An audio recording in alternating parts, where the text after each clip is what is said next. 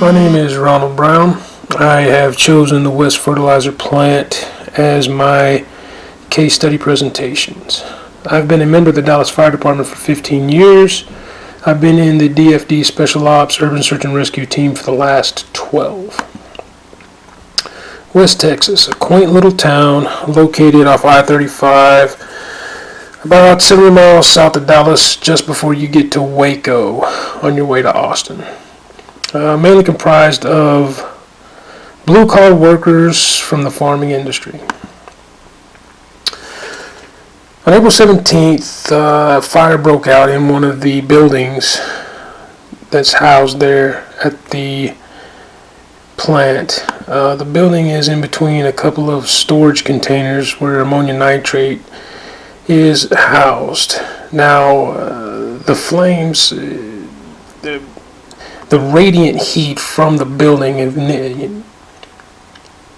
eventually ignited the storage tanks. There was so much damage, so much force. They estimate about 60,000 pounds of ammonium nitrate, which had the force of about 10 tons of TNT. This is an overview of the area affected. Over here you've got the plant itself, a middle school, apartment complex, a nursing home.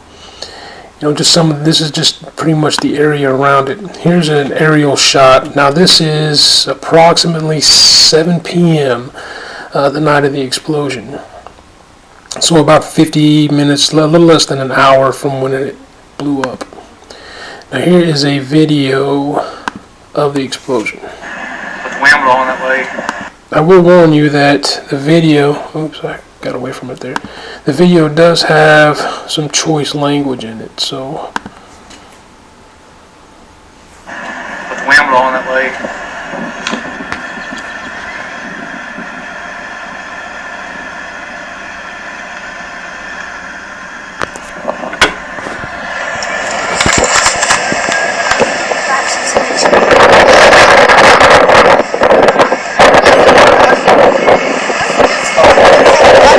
Fire department can do it.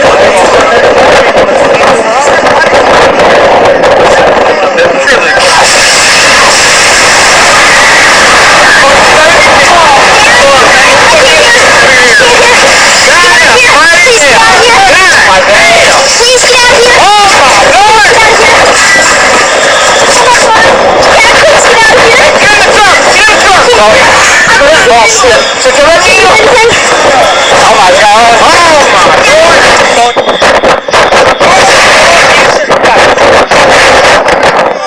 Hey, let's go! Oh my God!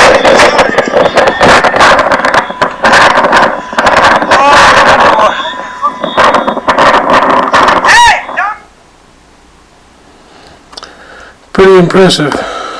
Here is a shot about 50 miles away. Here's a shot about 10 miles away. The blast damaged nearly 100 buildings. The nursing home, believe it or not, about a quarter mile away. The apartment complex that's situated that's just to the west, less than a quarter mile, completely destroyed. West Middle School sustained heavy amount of damage. All in all, there were 15 deaths reported from this, 12 of whom were firefighters that responded as the West Volunteer Fire Department to battle the blaze. The 3 residents who were home at the apartment complex are also deceased. Last count, there were more than 250 people reported to be injured from the blast. Here is a memorial page for the 12 firefighters that perished, one of which I did have the pleasure of working with, Captain Kenny Harris, over 25-year veteran of the Dallas Fire Department. Last check, the Department of Insurance estimated the total damage to be in excess of $100 million. Now this is just property damage. It doesn't take into account medical bills, wrongful death claims, and any pain and suffering, of which many of those lawsuits are still in an ongoing process today. 85 to 100 homes were damaged or destroyed. The nursing home and like I said, the apartment building was a complete loss. Here is an aerial view after the explosion. You can see, pay particular attention to this berm right here. I'll get into that later, but if this berm had not been here, the estimated damage would have been much, much greater. Another aerial view. This was the apartment complex, the side that was facing the plant. The fertilizer plant was one of the hubs of West. It served many farmers. It was one of the local tax revenue base for the city. Without it, the city has fallen into hard times. I was a member of Texas. Well, I am a member of Texas Task Force 2, and we did respond the next day, which would have been, I was on A shift at the time. It happened on a C shift, and this is 5 hours after the explosion. We responded. Texas Task Force 2 is a regional response team that's made up of on-duty firefighters. We have a 20-man team, and we usually respond to the 16 counties of north central Texas. But we got since we were able to mobilize, the governor's office asked for us to respond, even though this is out of our jurisdiction. So this is what we rolled up into 5 hours after it happened. Here's another aerial view of the affected area. Here's the plant. Like I said, here is the apartment complex, the nursing home, and the residential area. Another shot of the apartment complex. This is the side facing away from the plant. These are all pictures the night of some of the stuff we came into.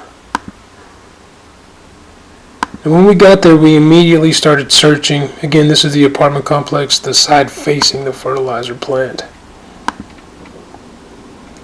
The nursing home. These are pretty devastating pictures. These are homes in the neighborhood that was just adjacent. That's the nursing home across the street. More homes.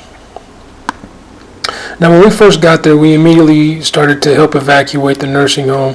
We started doing searches, coordinated searches inside the apartment complex. We instituted canines to search for survivors. There's a picture of our rig as we're getting our shoring. Now, we had to shore the building to thoroughly and properly search it. Just some pictures.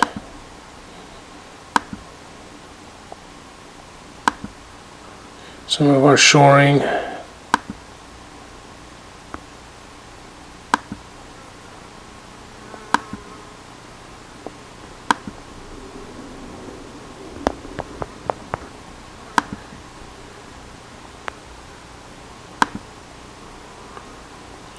And we did find 3 bodies, 3 victims in the rubble.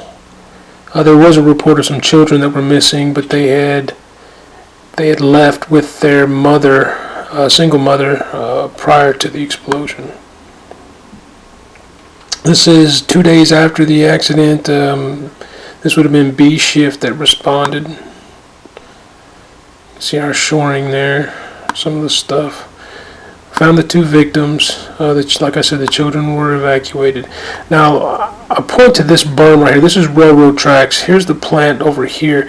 This berm acted as a sort of ramp, if you will. The explosion, the main force of the explosion hit this ramp and dissipated into the air, which, if these railroad tracks, this berm hadn't been there, the damage would have been much, much more devastating.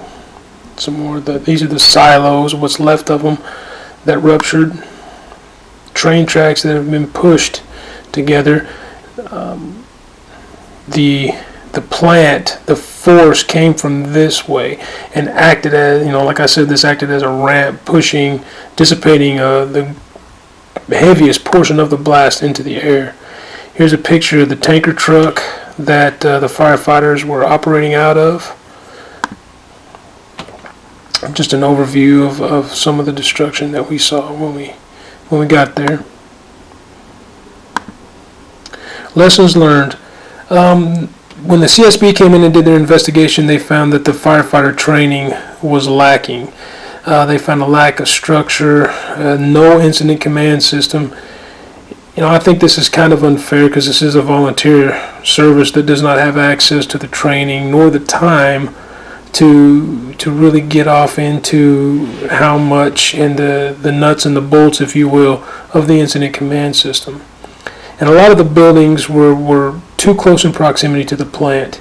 And most zoning requirements require that these plants be built further out especially from residential areas. But the plant was there before the houses, so it was grandfathered in. Some of the responding agencies, Task Force 1 and Task Force 2, ATF, multiple other state agencies. As a result of this, President Obama issued an executive order that allowed for state and local authorities to better regulate and inspect these sites. As of today, the plant has not been rebuilt, nor are there any plans to rebuild it. Of the 100 homes, only a few of them still stand. Some were repaired, but the majority lay as vacant lots.